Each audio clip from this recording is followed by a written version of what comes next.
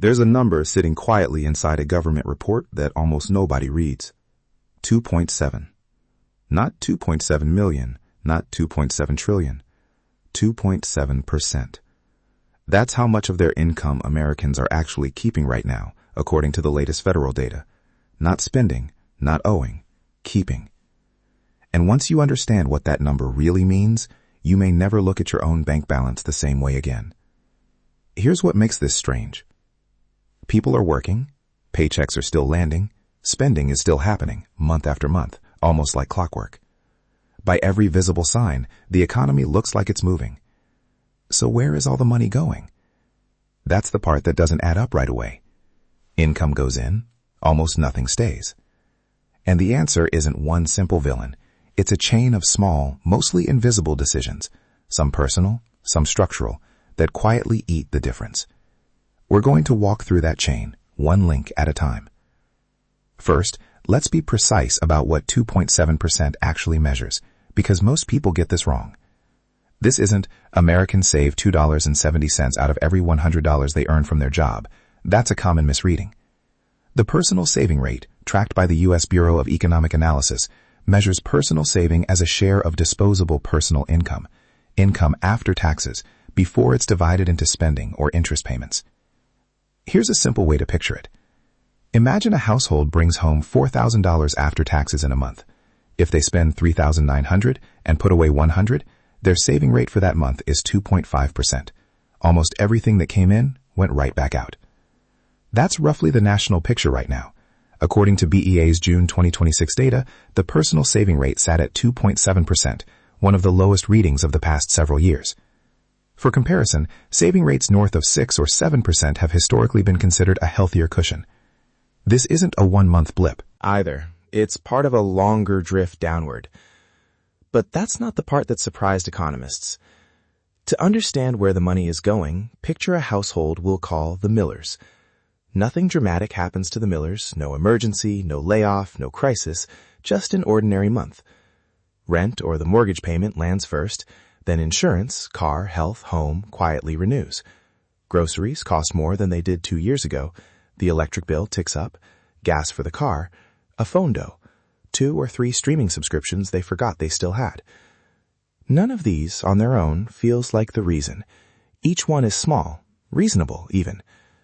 But stack them together, month after month, and they form a wall between income and savings, not because of one bad decision, but because of dozens of small, ordinary ones compounding quietly in the background.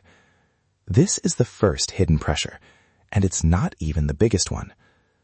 Now here's where it gets more personal. Let's say the Millers get a raise, a meaningful one. Logically, more income should mean more savings, but that's often not what happens. Instead, the apartment upgrades to a nicer one. The old car gets traded for something newer. A few more conveniences creep in. Meal delivery instead of cooking, a cleaning service, a slightly better gym membership. Economists have a name for this: lifestyle inflation. Spending rises to match or exceed the new income, almost automatically. It doesn't feel like overspending in the moment. Each upgrade feels earned, deserved even. But the gap between income and savings doesn't close. Sometimes it widens. If this sounds familiar, that's the point. Most people don't consciously decide to spend more. It just happens. And that leads to something even less visible than lifestyle upgrades. Because the biggest leak usually isn't the big purchase. It's the ones you never actively decide to make. AutoPay quietly renews a subscription every month without a single decision being made. A food delivery app removes the friction of cooking. One tap and dinner appears. Buy now, pay later options break a single purchase into pieces that each feel too small to matter. Modern spending has been engineered deliberately to remove hesitation. The fewer seconds between wanting something and getting it, the less chance there is to reconsider. None of this means people are being careless. It means the systems around spending have gotten remarkably good at making it feel effortless. And effortless spending is exactly the kind that never shows up as a single big decision you can point to and blame.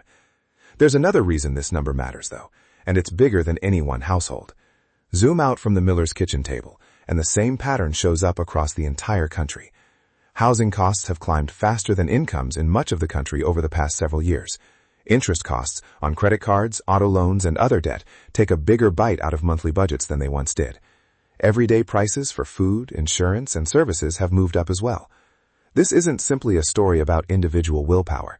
It's a story about millions of households facing the same math at the same time, rising costs pressing against income that isn't always rising as fast. The 2.7% figure isn't a verdict on personal responsibility. It's closer to a symptom, a visible number produced by a much larger set of financial pressures playing out across the economy at once. Which brings us to the part of this story most people miss entirely. There's a difference between four things that often get treated as one: earning money, spending money, saving money, and building wealth. Earning is what shows up on the paycheck. Spending is what leaves the account. Saving is what's left over. But building wealth, real financial progress, only starts after saving, when that leftover money is protected, grown, or put to work. A high income with a low saving rate can still leave someone financially stuck. Meanwhile, a modest income paired with a consistent saving habit can quietly build real security over time. This is the quiet reveal behind the 2.7% number. It's not really about how much America earns. It's about how much of that income survives the month and what happens to it next. So what actually shifts this on an individual level? Not slogans, systems. The first shift is automation, treating savings like a bill that gets paid the moment income arrives, before it has a chance to disappear into everyday spending. The second is setting a fixed percentage, even a small one, and increasing it gradually, rather than trying to overhaul everything at once. The third is a periodic expense audit, actually looking at recurring subscriptions and automatic payments a few times a year, since these are exactly the leaks that hide in plain sight. The fourth is building a basic emergency cushion, so one unexpected expense doesn't undo months of progress.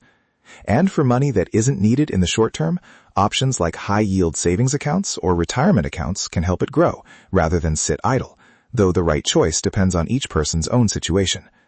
None of this is about cutting out coffee. It's about designing a system where saving happens automatically instead of relying on willpower every single month. So go back to that number, 2.7%. It isn't just a statistic buried in a government report.